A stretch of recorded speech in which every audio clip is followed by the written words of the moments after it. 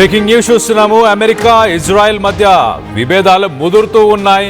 Israel పైన America vice president JD Vance sensational comments చేశాడు. Israel ప్రస్తుతం ప్రపంచంలో ఒంటరైపోయింది అంటూ ఆయన మొదలుపెట్టారు. అలాగే అమెరికా ఇస్తున్న దౌత్య అలాగే మరియు సైనిక మద్దతుతో ఆ దేశ నాయకులు వాటిని గుర్తించడం లేదు. ప్రపంచంలో ఇజ్రాయెల్కి సపోర్ట్గా ఉన్నది ట్రంప్ మాత్రమే అంటూ ఆయన వ్యాఖ్యానించారు. సెన్సేషనల్ కామెంట్స్ అని చెప్పాలి. అమెరికా ఆయుధాలతోనే ఇజ్రాయెల్ బ్రతుకుతుంది, ట్రంపే పెద్ద సమస్య అని ప్రస్తుతం ఇజ్రాయెల్లో ఎవరైనా భావిస్తే వారు వాస్తవ పరిస్థితులను గ్రహించాల్సిన అవసరం ఉంది. వ్యాన్స్ చేసిన ఈ కామెంట్స్ పైన ప్రస్తుతానికి ఇజ్రాయెల్ అభ్యంతరాన్ని వ్యక్తపరిచింది.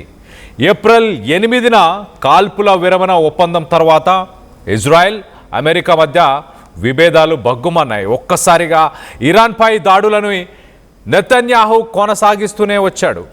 లెబనాన్పై దాడులను కొనసాగిస్తూనే వచ్చాడు. లెబనాన్లో ఇప్పటికీ సుమారుగా 15 లక్షల మంది ప్రజలు అక్కడ నిరాశ్రయులై వాళ్ళ గృహాలని అలాగే గ్రామాలని వదిలి సుదీర ప్రాంతాలకు వెళ్లాల్సిన పరిస్థితి. సుమారు 4 నుంచి 5 వేల మంది లెబనాన్లో ఇజ్రాయెల్ దాడుల్లో చనిపోయారు. అయితే నెతన్యాహు మాటను పట్టించుకోకుండా, అంటే ట్రంప్ మాటను పట్టించుకోకుండా నెతన్యాహు యుద్ధాన్ని కొనసాగిస్తూనే ఉన్నారు. మరో పక్కన నెతన్యాహు చెప్తున్న విషయం ఏంటి, ఇజ్రాయెల్ అంటున్న మాటలేంటి? ఇజ్రాయెల్ తమ మాటని పట్టించుకోవట్లేదు, తమ డిమాండ్లని పట్టించుకోకుండా ట్రంప్ యుద్ధాన్ని ఎలా ముగించేస్తాడు అంటూ ఇజ్రాయేలీ ప్రభుత్వానికి సంబంధించిన నాయకులు వాదిస్తున్నారు. దీంతో ట్రంప్ ఒప్పందంతో తమకు సంబంధం లేదంటూ ఇజ్రాయెల్ ఒక పక్కన చెప్పే ప్రయత్నం చేస్తుంది. ఇజ్రాయెల్ భద్రతే ముఖ్యమంటూ నెతన్యాహు మాట్లాడిన మాటలు ఇప్పుడు సెన్సేషనల్గా మారాయి.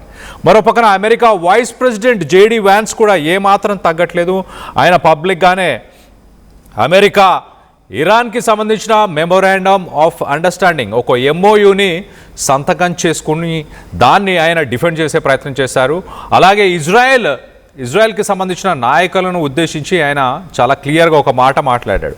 You can't just kill your way out of solving every single national security problem that you have. అంటే ప్రతి విషయానికి, అంటే అది నేషనల్ సెక్యూరిటీ, దేశానికి సంబంధించిన భద్రత గురించి అయినా ఏ అంశమైనా వాటిని మనం చావుతోనే సరిపెట్టుకోలేము. ఖచ్చితంగా చర్చలకి ఒక ఛాన్స్ ఇవ్వాలి, డిప్లొమసీకి ఒక ఛాన్స్ ఇవ్వాలి అంటూ జేడీ వ్యాన్స్ చెప్పుకొచ్చే ప్రయత్నం చేశాడు. అలాగే ఆయన ఇంకొక మాట మాట్లాడాడు ఇజ్రాయెల్ నాయకులను ఉద్దేశించి, ఇజ్రాయెల్ ప్రభుత్వాన్ని ఉద్దేశించి, wake up and smell the reality of their geopolitical situation.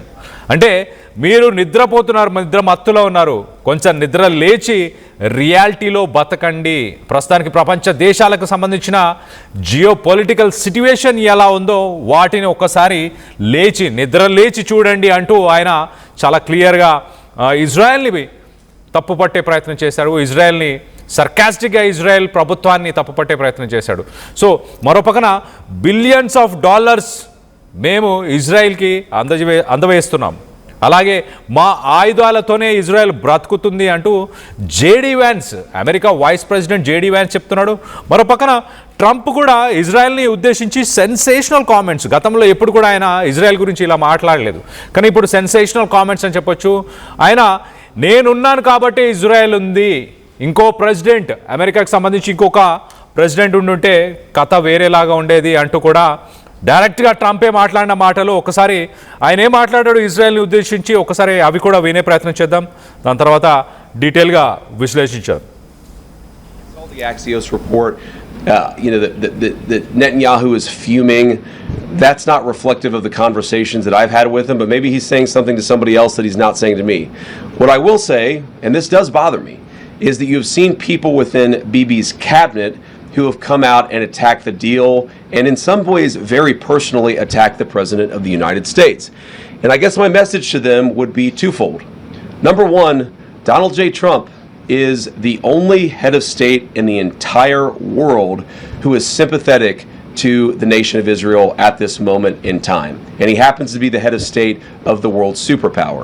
If I was in the cabinet of the Israeli government, I might not be attacking the only powerful ally that I have anywhere left in the entire world. And the second message I would give to some of those cabinet members, Bibi, to his credit, has not gone down this path, but to some of these cabinet members in Israel who are attacking the President of the United States, the other thing that I would say is that over the last 3 months, 2/3 of the defensive weapons that have protected your homeland have been built by American hands and paid for by American tax dollars. The problem for Israel is that now. But you wouldn't have, if it weren't for the United States of America, with me, because Obama was the opposite, Israel would not exist right now. Israel would have been blown off the face of the earth, 100%. And every smart person in Israel knows that. Okay, Is that now. but you wouldn't have, if it weren't for the United States of America, with me, because Obama was the opposite, Israel would not. America ప్రెసిడెంట్గా నేనున్నాను, Obama ఉండుంటే పరిస్థితులు వేరేలాగా ఉండేవి, ఈ పార్టీకి ఇజ్రాయెల్ని పేల్చి పారేసేవారు అంటూ Trump మాట్లాడారు.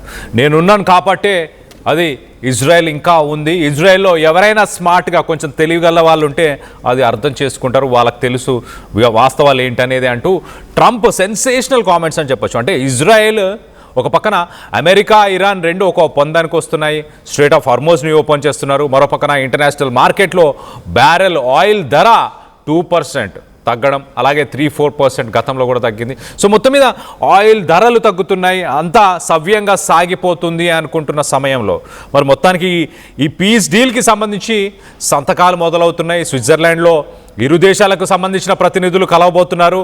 అక్కడ వాళ్ళు ఒక డీల్ని సైన్ చేయబోతున్నారు. దాని తర్వాత న్యూక్లియర్ ప్రోగ్రామ్ గురించి అమెరికా డిమాండ్ చేస్తుంది ఇరాన్ని.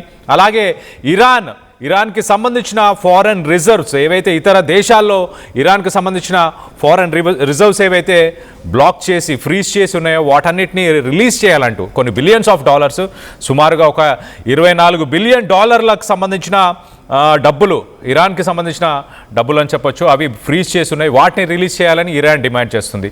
సో నెక్స్ట్ ఫేజ్లో ప్రస్తుతానికి స్ట్రెయిట్ ఆఫ్ హార్మోజ్ని ఓపెన్ చేశారు. ప్రతిరోజు అక్కడ షిప్స్ సుమారు 100 నుంచి 150 షిప్స్ ప్రతిరోజు అవి ఆ స్ట్రెయిట్ ఆఫ్ హార్మోజ్ గుండా ప్రయాణిస్తున్నాయి ప్రస్తుతానికి.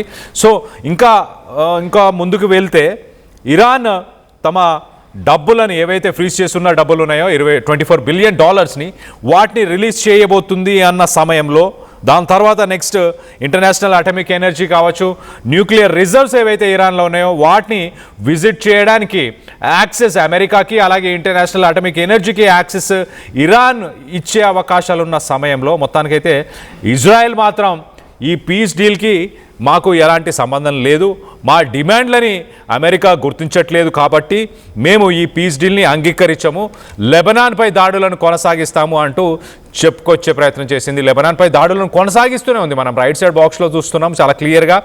అవి లెబనాన్ పైన కంటిన్యూస్గా జరుగుతున్న దాడులు. ఈ యుద్ధం వల్ల అమెరికా, ఇజ్రాయెల్, ఇరాన్కి సంబంధించిన యుద్ధం వల్ల ఎవరైనా నష్టపోయారంటే అది లెబనాన్కి సంబంధించిన ప్రజలని చెప్పొచ్చు. అక్కడ సుమారు 15 లక్షల మంది వాళ్ళు నిరాశ్రయులు అయిపోయారు. సుమారు 4-5 వేలకు పైగా అక్కడ వ్యక్తులు చనిపోవడం జరిగింది. సో ఇజ్రాయెల్ మాత్రం ఎట్టి పరిస్థితులలో ఈ డీల్కి మాకు ఎటువంటి సంబంధం లేదంటూ వాళ్ళు మాట్లాడుకొచ్చే ప్రయత్నం చేస్తున్నారు. ఇజ్రాయెల్పై అమెరికా మరి చాలా క్లియర్గా నేను ఉన్నాను కాబట్టే నువ్వు ఉన్నావు అంటూ ట్రంప్ మాట్లాడే ప్రయత్నం చేశాడు. నేనున్నాను కాబట్టే ఇజ్రాయెల్ ఇంకా భూమి మీద ఉంది, లేకపోతే ఎప్పుడో అది దాన్ని పేల్చేసేవాళ్ళు అంటూ కూడా ట్రంప్ మాట్లాడారు. మరోపక్కన America vice president JD Vance కూడా ఇదే మాటని ముందుకు తీసుకెళ్లే ప్రయత్నం చేశారు. చాలా క్లియర్గా అక్కడ ఉన్న ప్రజలు ఒక్కసారి నిద్ర లేచి ప్రపంచంలో ప్రస్తుతానికి నెలకొన్న జియో పొలిటికల్ సిట్యువేషన్ని కొంత చూసి నేర్చుకోవాలి, కొంత చూసి ఆలోచించి మాట్లాడాలి అంటూ జేడీ వ్యాన్స్ మాట్లాడుకొచ్చే ప్రయత్నం చేశాడు. అలాగే మా ఆయుధాలు అలాగే మా డబ్బుతోనే ఇజ్రాయెల్ పోరాడుతుంది, ఇజ్రాయెల్ బతుకుతుంది అంటూ కూడా జేడీ వ్యాన్స్ సెన్సేషనల్ కామెంట్స్ అని చెప్పొచ్చు.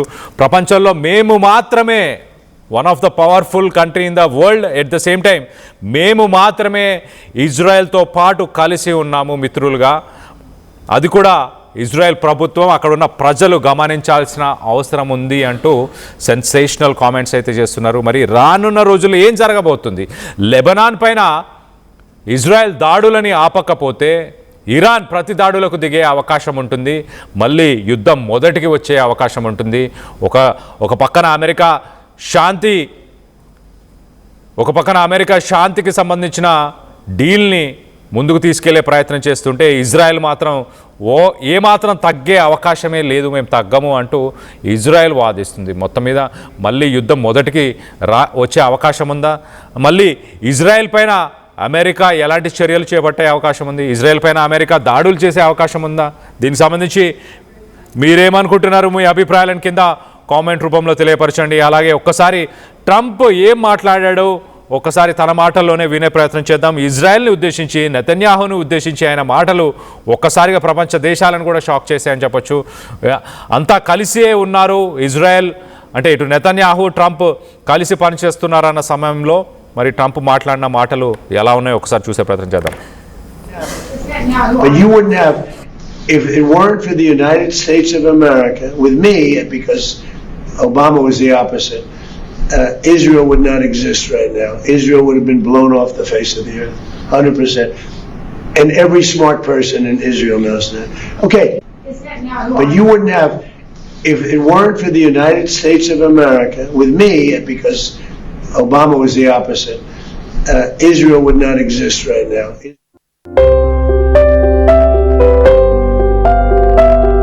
చిన్న చిన్న ఆనందాలు 35 ఏళ్లుగా నా జీవితంలో లేవు.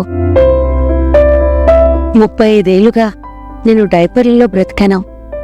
6 సెంటీమీటర్ల ఫిస్టులా నా మూత్రాశయంలో లీకు కారణమైంది. ఎవరూ నాకు సహాయం చేయలేకపోయారు. AINUలో వైద్యులను కలిసే వరకు. అక్కడ వారు రోబోటిక్ శస్త్రచికిత్సతో నాకు పరిష్కారం ఇచ్చారు. వారు నా ఆత్మవిశ్వాసాన్ని కూడా తిరిగిచ్చారు. Precision care makes it possible. The Center for Robotic Surgery at AINU